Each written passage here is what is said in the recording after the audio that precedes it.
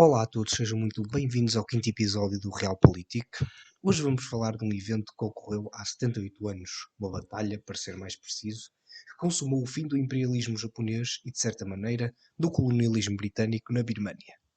Para isso, vamos fazer uma viagem no tempo na história do Japão, da era Meiji ao mês de março de 1945, a quando da expulsão do ocupante japonês da colónia britânica na Batalha de Mandalay. Venham daí. Para compreendermos a presença nipónica na Birmânia e a Batalha de Mandalay em si, há que entender como o Japão se transformou numa sociedade isolada e fechada ao mundo na potência asiática até 1945.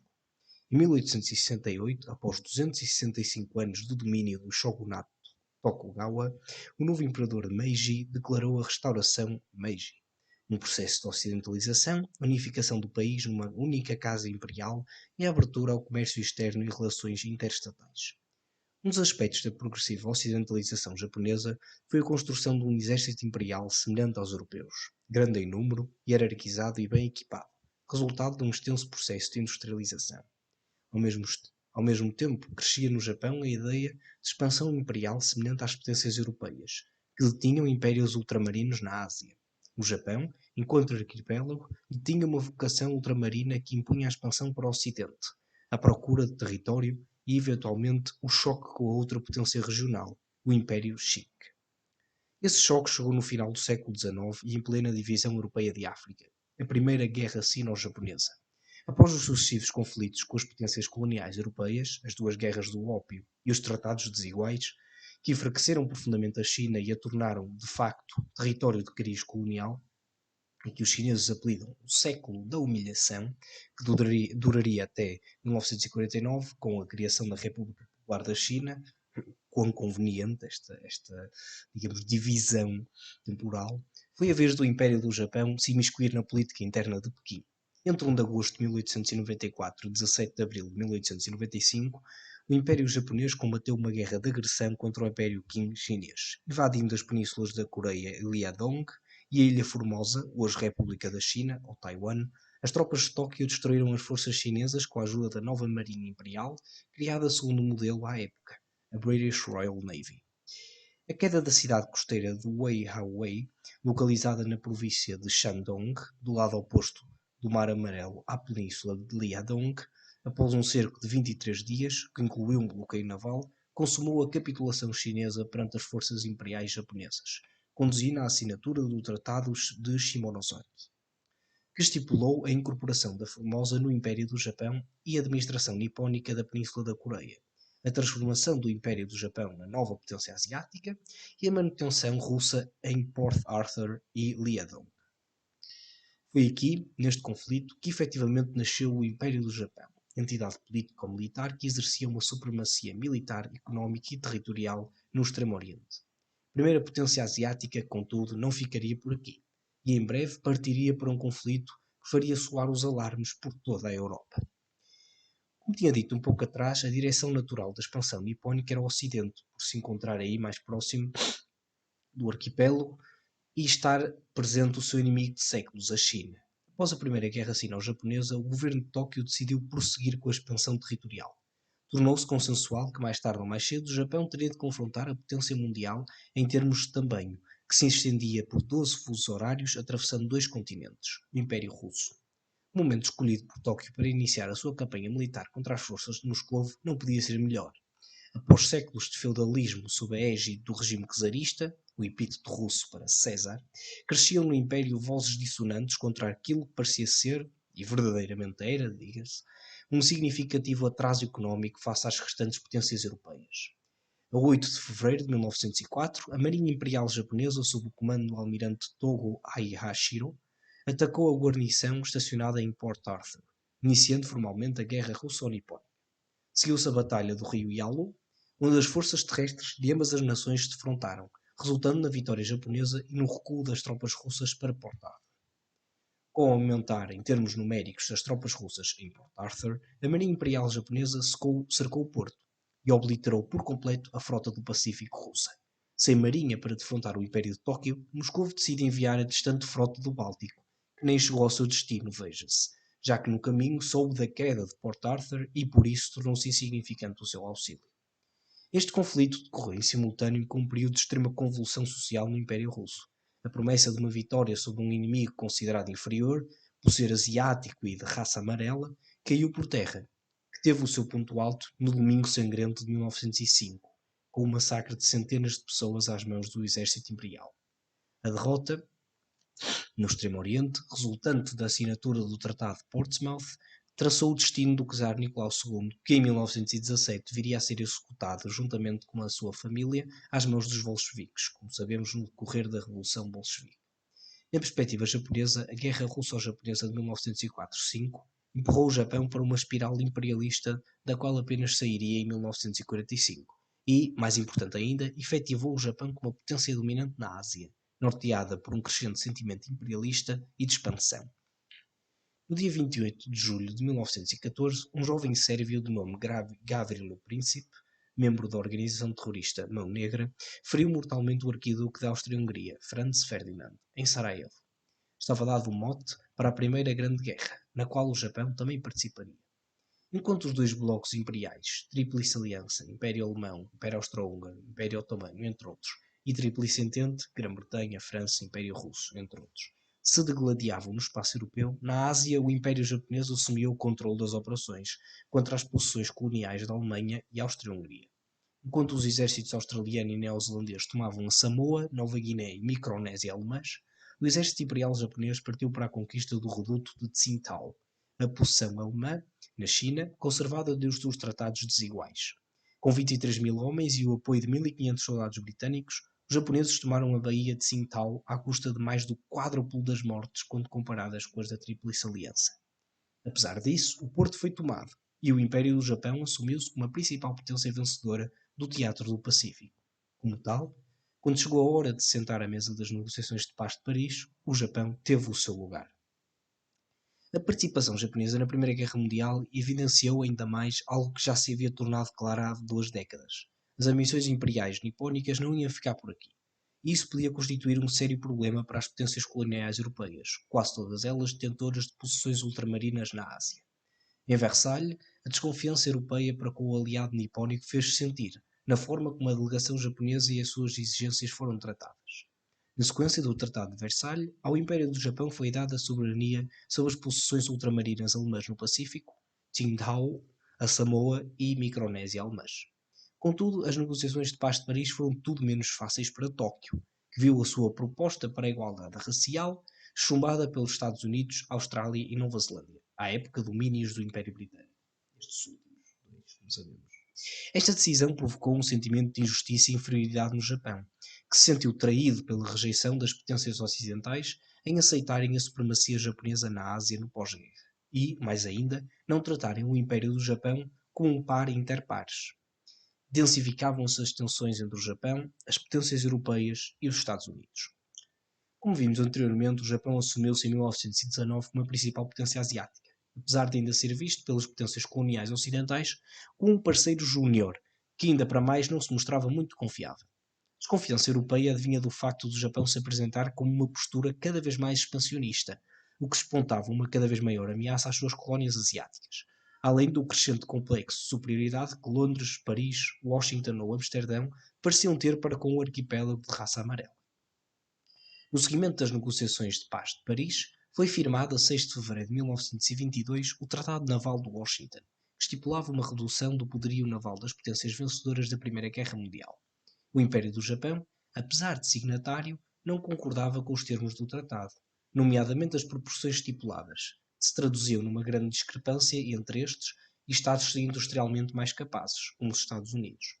Esta percepção de tratamento desigual levou o Japão a renunciar ao tratado em 1934, quando já se encontrava plenamente imergido na Manchúria. Os anos 20 foram de crescimento económico e industrial para o Império, que simultaneamente se questionava se devia ou não iniciar uma campanha de expansão na Ásia. Essa discussão teria de esperar até 1929, quando todo o mundo seria abalado pela maior crise financeira até à data, o crash de Wall Street. A 24 de outubro de 1929 deu-se a perda de 12% do valor da Bolsa de Nova Iorque, o que levou à falência generalizada de bancos, empresas e à perda substancial do valor de ações pelos seus titulares. Começava a Grande Depressão. No Japão, a crise fez-se sentir, com o aumento da austeridade e o crescimento generalizado da sensação de que a resposta aos problemas económicos do país se encontrava na persecução do expansionismo e da conquista de território. A falta de recursos naturais, nomeadamente matérias-primas como a borracha ou o petróleo, pressionava as elites militares imperiais a traçarem planos para, quem sabe, invadir os territórios coloniais europeus. Mas primeiro havia que derrotar o inimigo de sempre, a China. Na década de 1920, formaram-se no Japão duas fações dentro das Forças Armadas Imperiais, a Tosei-ha e a Kodoha. A primeira, Tosei-ha, também conhecida como a fação de controlo, defendia essencialmente a aplicação dos ideais fascistas e totalitários no Japão, propondo um rápido processo de industrialização e militarização da sociedade, uma aposta no futurismo, concepção preferida de líderes fascistas como Mussolini e Hitler, e uma expansão para sul, em direção à China e às colónias europeias. A segunda, Kodoha, defendia o tradicionalismo e um retorno a uma sociedade pré-industrial, bem como a promoção de um governo militar totalitário, expansionista e essencialmente anticomunista. Esse anticomunismo estava expresso no projeto de expansão da Kodoha, diferente da Tosei-ha. Defendia o ataque ao RSS ao invés da expansão para sul. Para muitos especialistas e historiadores, nomeadamente asiáticos, a Segunda Guerra Mundial iniciou-se a 7 de julho de 1937, com o incidente da Ponte de Marco Polo e a invasão nipónica da China a partir da Manchúria. E é precisamente desse território que vamos agora falar, da Manchúria, e a sua ocupação pelo Império do Japão. Tudo começou com um ato de sabotagem, muito semelhante ao cometido pelas forças alemãs na Polónia Ocidental em 1939, na cidade de Mukden, na Manchúria, em 1931. Um comando de forças japonesas do exército de Kwantung, um conjunto de divisões do exército imperial estacionado na cidade de Changchun, plantou explosivos na linha férrea da região, acusando posteriormente separatistas chineses do sucedido. Isto deu ao Japão motivo para ocupar a Manchúria e incorporar a região no seu império. As autoridades manchus foram destituídas e o herdeiro do trono do Império Qing, transformado em República da China pelo nacionalista Sun Yat-sen, foi nomeado imperador do novo estado fantoche de Manchukuo, leal a Tóquio, onde ocorreram incontáveis atrocidades, como lavagem cerebral sistemática de crianças, abusos sexuais, situação semelhante à ocorrida na Coreia, aliás, ou experiências antropológicas na unidade 731 que fizeram inveja às do infame Dr. Josef Mengele. À semelhança dos nazis, os japoneses perpetraram estas atrocidades pelo simples e macabro facto, diga-se, de se tomarem como superiores em termos raciais, exercendo uma natural eliminação de raças consideradas desnecessárias. Dois regimes muito apreciadores do darwinismo, diga-se.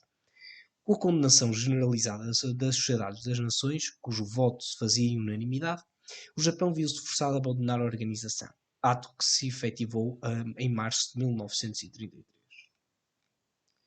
Com a expansão na Manchúria a revelar o pior do totalitarismo imperial nipónico, enquanto contribuía para o alimentar do desejo de decapitar o poder em Pequim e subjugar a República da China, dentro do exército imperial não parecia haver tréguas para as desavenças e golpes palacianos permanentes. Um desses golpes foi dado a 26 de fevereiro de 1936 e contribuiu decisivamente para o fim das tensões e um início concertado da expansão territorial.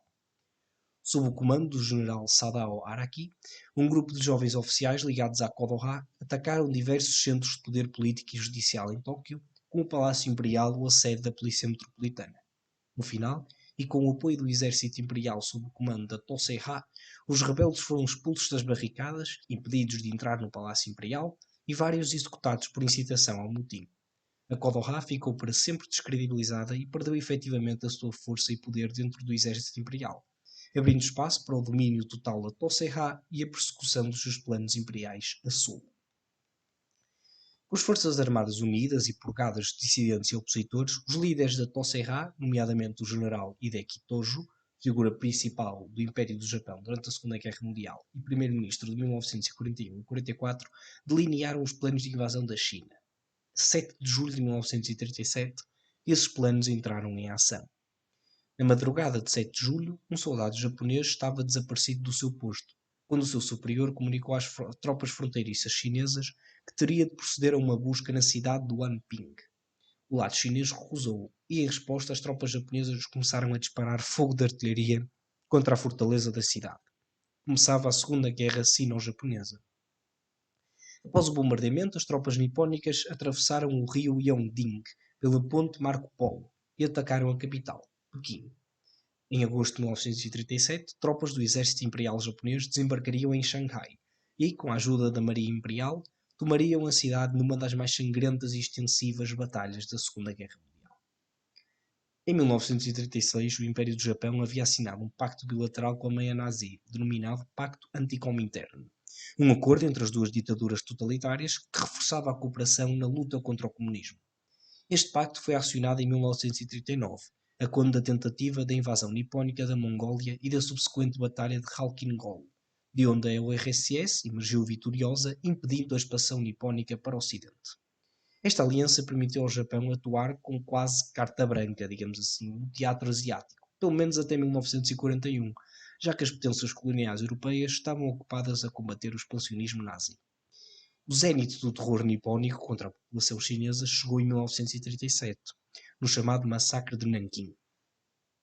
De 13 a 31 de dezembro, as Forças Armadas Imperiais e agentes da Kempeitai, era a polícia política, executaram cerca de 200 mil pessoas. Existem estimativas que chegam aos 400 mil mortos, recorrendo a técnicas como execução sumária, cortes de cabeça com a katana gunto, afogamentos e enterramentos de pessoas vivas. Com a queda de muitos territórios chineses na orla costeira, mantinha-se a necessidade nipónica de matérias-primas como a borracha ou o petróleo, já que a prossecução do conflito não seria viável sem uma fonte contínua destas mesmas matérias-primas.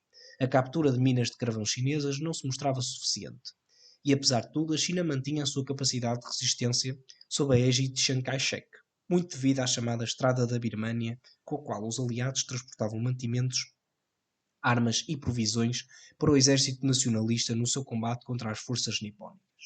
Essa mesma rota motivou o Japão a invadir a Birmânia britânica e, já devem ter percebido, desembocou na Batalha de Mandalay, a batalha que estamos a tratar neste episódio. Vamos tratar neste caso. A 22 de setembro de 1940, sob o comando de Akihito Nakamura, cerca de 36 mil soldados japoneses invadiram o norte da Indochina, capturando a região da Baía de Tonkin e Hanoi. Com a França capitulada e o general Pétain no poder na chamada França de Vichy, a administração das posições ultramarinas ficou nas mãos do general Pétain, que logo acordou com o Império Japonês a administração do território após a queda da capital, Saigon. O Vietnã, Camboja e Laos sucumbiam. No seguimento da ocupação da Indochina francesa, os Estados Unidos impuseram ao Império Japonês um embargo de cerca de 90% nas exportações de petróleo. Isto levou o Japão a procurar desesperadamente por este tipo de matérias-primas, que só iria encontrar no Sudeste Asiático. A conquista japonesa da Indochina francesa e o embargo americano aos produtos petrolíferos fizeram aumentar a pressão sobre as elites militares japonesas para um possível ataque aos Estados Unidos, que, inclusivamente, detinham uma espécie de possessão ultramarina no Sudeste Asiático, as Filipinas. Contudo, teria de derrotar a Frota do Pacífico, uma das mais poderosas à época. O oficial encarregado desta operação seria o almirante Isoroku Yamamoto, um dos mais condecorados e capazes oficiais de marinha da Segunda Guerra Mundial. Yamamoto esteve nos Estados Unidos e por isso sabia da enorme capacidade industrial americana, capaz de mobilizar a sua indústria para sustentar uma guerra em larga escala. Yamamoto considerava esta infame operação um erro, mas ao mesmo tempo necessária. A continuação da expansão imperial no Sudeste Asiático, já para não falar da ocupação das Filipinas, iria, mais tarde ou mais cedo, arrastar os Estados Unidos para a guerra. É de notar que o Japão também ocupou um território dos Estados Unidos, as Ilhas Aleutas. Talvez, mas só talvez, um golpe certeiro na frota americana poderia encaminhar o Japão na interna conquista imperial, mas Isoroku tinha também consciência que um ataque falhado levaria o Império do Japão para a Totalenkrieg, como chamou Goebbels, a Guerra Total. Pelas 8 horas da manhã de 7 de dezembro de 1941, a Marinha Imperial Japonesa atacou a principal base americana no Pacífico em Pearl Harbor, no Havaí. O ataque, lançado por 6 porta-aviões e pelos famosos Mitsubishi Zero, destruíram 8 coraçados, 8 cruzadores, 4 submarinos e 30 contratorpedeiros americanos. Apesar da espetacularidade do ataque, os japoneses falharam se não o principal objetivo: a destruição dos depósitos de combustível, que garantidamente atrasariam e muito a reconstrução da armada americana. Este ataque, diga-se, foi, para efeitos de direito internacional, provocado pelo disparo do destroyer Worth americano após a aproximação de um mini-submarino japonês da classe Kohyoteki. desculpem o meu japonês, mas isto, pronto, não é uma língua que eu esteja muito habituado, por isso se calhar alguma pronúncia pode ser um bocado ao lado. Após este ataque, enquanto o povo americano corria ao esforço de guerra, o Império do Sol Nascente preparava-se para a expansão a sul. A passagem de ano de 1941 foi de júbilo para o Japão de Tojo, agora primeiro-ministro, e pelo menos o terror para as forças europeias. O final de ano trouxe também aquela que seria a maior humilhação militar de sempre para a Grã-Bretanha, como lhe tinha chamado Churchill. A possessão britânica da costa da China, Hong Kong, tornou-se um alvo primoroso para o Império de Tojo, que se rendeu precisamente no dia de Natal de 1941. A busca pelo petróleo levou o Império a invadir o Sudeste Asiático, começando com a Tailândia, onde instalou um governo fantoche semelhante ao existente na Manchukuo. Phibun, o líder tailandês, e propagou a ideologia fascista. Seguiu-se a Malásia.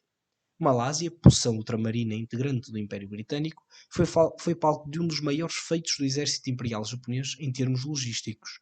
Dotado de um exército de infantaria maioritariamente composto por bicicletas e comandado pelo Tigre da Malásia, General Tomoyuki Yamashita, o exército imperial japonês foi responsável por baixas aliadas na ordem dos 130 mil homens, contabilizando apenas 9.657 dos seus compatriotas como mortos. A Blitzkrieg nipónica não teve resposta por parte dos britânicos, que depressa se acumularam em Singapura, a ponta sul da Península Malaia. Considerada uma verdadeira fortaleza impenetrável pelos britânicos, Singapura era de facto a joia do Império Britânico no que ao Sudeste Asiático diz respeito, já que se constituía não só como uma importantíssima fortaleza militar, mas também como um interposto comercial onde passavam, chegavam e partiam centenas de navios que atravessariam o Estreito de Malaca em direção ao Índico. As forças nipónicas iniciaram os bombardeamentos de artilharia e aéreos a 8 de fevereiro de 1942, entrando na cidade e forçando um movimento de pinça que cortou as rotas de fornecimento à colónia britânica. Após 7 dias de batalha e cerco, o tenente-general Arthur Percival rendeu-se às forças de Yamashita, com os japoneses a perpetrarem enormes atrocidades, como o infame massacre do Hospital Alexandra, onde as tropas japonesas retaliaram a feroz resistência encontrada durante a batalha, matando cerca de 200 pacientes. O arquipélago das Filipinas, talvez o maior exemplo de uma espécie de colonialismo americano ou administração ultramarina, foi alvo de ataques nipónicos logo após o ataque a Pearl Harbor a 8 de dezembro de 1941. E, tal como em Pearl Harbor, a falta de defesas aéreas levou o comando americano, liderado pelo general Douglas MacArthur, a retirar-se para a ilha de Java, nas Índias Orientais Holandesas. Com a vitória japonesa na Batalha de Corregidor, as tropas nipónicas avançariam ainda mais pelo arquipélago, tomando Manila e alcançando a península de Bataan. E, após 3 meses de batalha, as tropas americanas lideradas por MacArthur renderam-se aos milhares a soldados japoneses que não tinham a mais pequena ideia de como haveriam de lidar com tantos prisioneiros. "I'll be back", afirmou MacArthur à partida para Java, prometendo às suas tropas e à população filipina o seu retorno e libertação. No entanto, mais de 70 mil soldados americanos e filipinos rendiam-se aos japoneses, que engendraram um plano para dizimarem os rendidos. À semelhança das intermináveis marchas impostas pelos turcos aos arménios durante o genocídio arménio de 1915 a 23, também os japoneses tiveram a sua versão de Marcha da Morte de Bataan. Ao longo de 104 km, cerca de 75 mil prisioneiros de guerra foram sujeitos a uma marcha infindável até ao campo de trabalho ou dono. Doenças como a malária, desinteria, resultantes da exposição a temperaturas extenuantes, privação de água e comida, e por isso recorrer a poços de água infestada por micróbios e parasitas, alastravam, sendo que os prisioneiros apenas comiam os poucos alimentos que alguns populares deixavam pelo caminho, conscientes da extrema dificuldade que os primeiros estavam a passar. No final, entre 5 mil a 18 mil pereceram, naquele que foi considerado um dos mais horrendos e desumanos crimes de guerra alguma vez documentado. Em março de 1942, assim é que é, as forças imperiais japonesas atingem uma das maiores fontes de petróleo e borracha do Sudeste Asiático, as Índias Orientais Holandesas. A conquista mostrou-se fácil, já que os holandeses não tinham guarnições devidamente preparadas para enfrentar os ataques anfíbios japoneses, dada a metrópole se encontrar sob ocupação nazi desde 1940.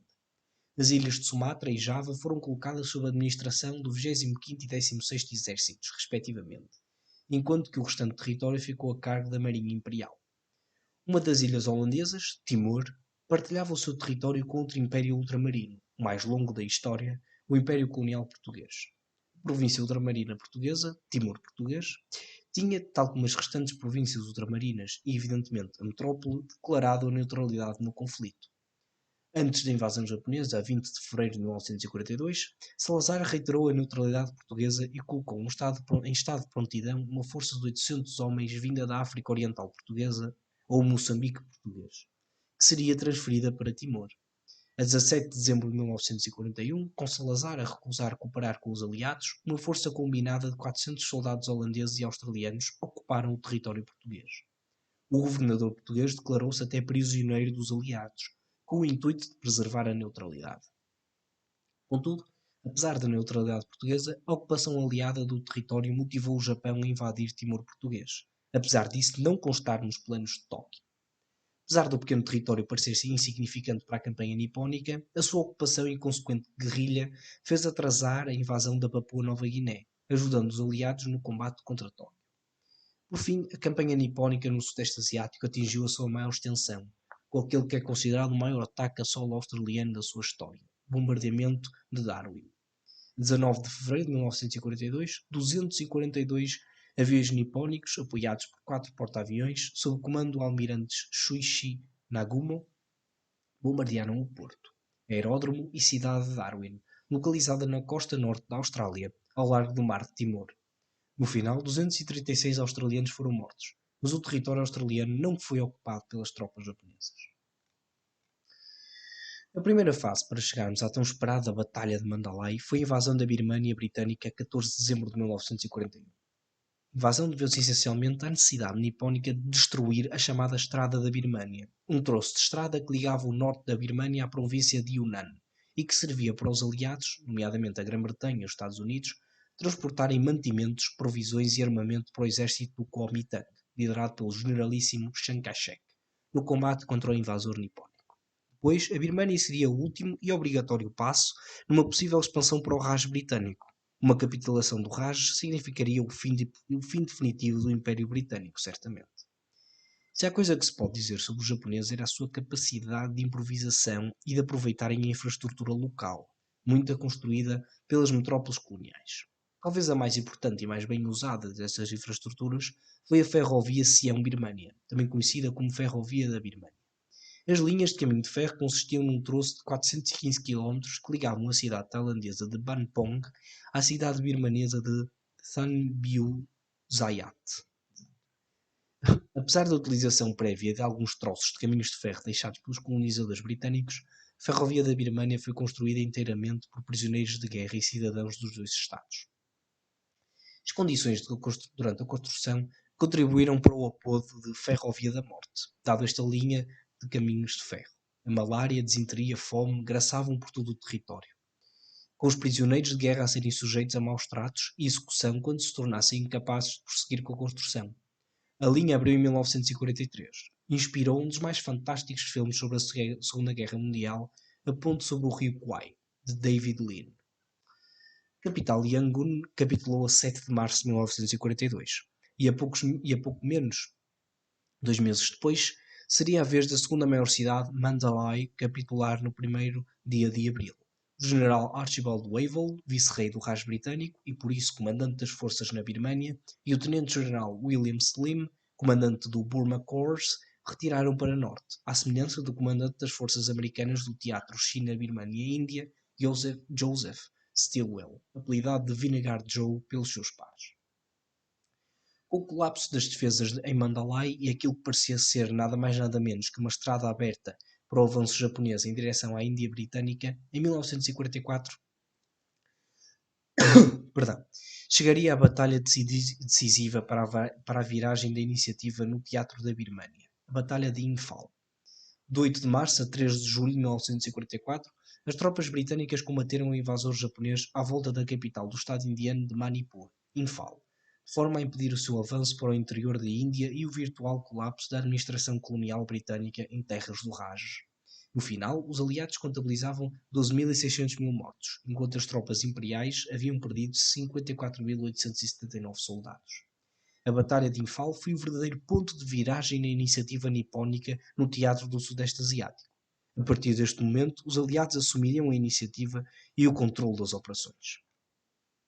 O princípio do fim do Império Japonês deu-se a 8 de maio de 1942, quando as marinhas americana e imperial japonesa se defrontaram no Mar do Coral, entre a Austrália e as Ilhas Salomão.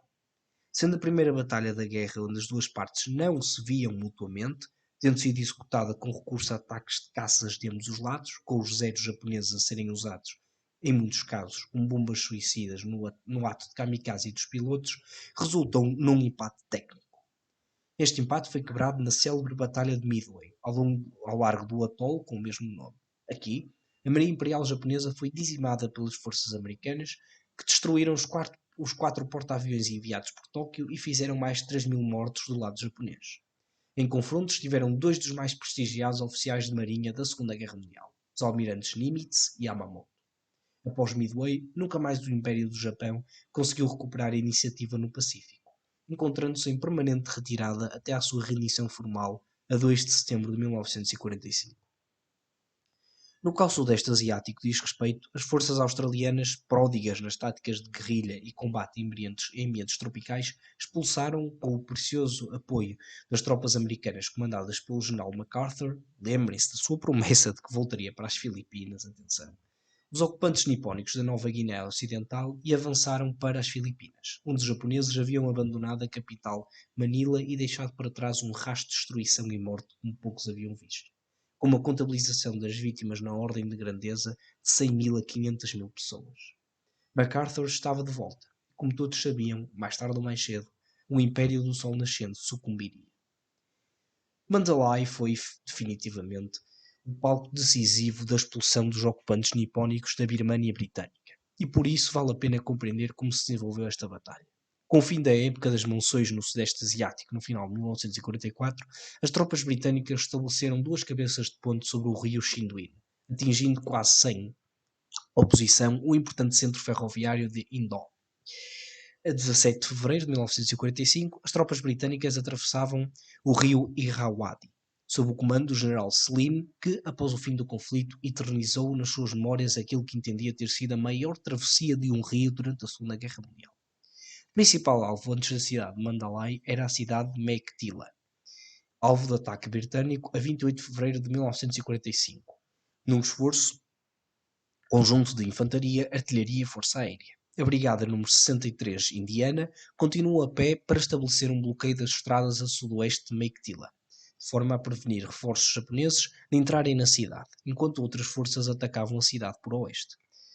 A 48ª Brigada Indiana atacou pelo norte através da estrada vinda de Sabutkon, apesar de ter sido atrasada pelas posições defensivas japonesas ao longo do mosteiro nas cercanias da cidade.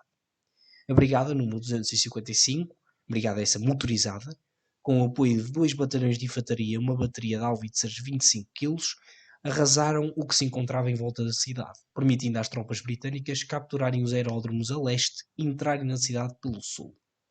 No dia 1 de março, a cidade foi capturada. Seguia-se Mandalay. A 8 de março de 1945, o 4º Batalhão Gurkha do exército britânico atacou o monte de Mandalay, um pico que ladeava a cidade e dotaria as forças britânicas de uma enorme vantagem estratégica face aos ocupantes japoneses, que se refugiaram em túneis subterrâneos. O batalhão, que se deparou com um forte que alberga o Palácio de Mandalay e onde se encontravam forças japonesas que o abandonaram entre 19 e 21 de março, abriu caminho à continuação do ataque britânico.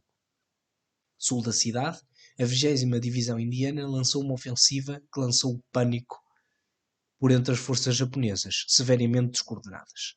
Essa descoordenação traduziu-se na sua fuga para as províncias sulistas controladas pela Tailândia, os estados Shan. A 28 de março de 1945, após 3 meses de intensos combates e da efetiva expulsão das forças japonesas no norte e centro da Birmânia Britânica, o tenente-general Shinichi Tanaka tomou conhecimento das 2.500 baixas do exército imperial e decidiu retirar para sul.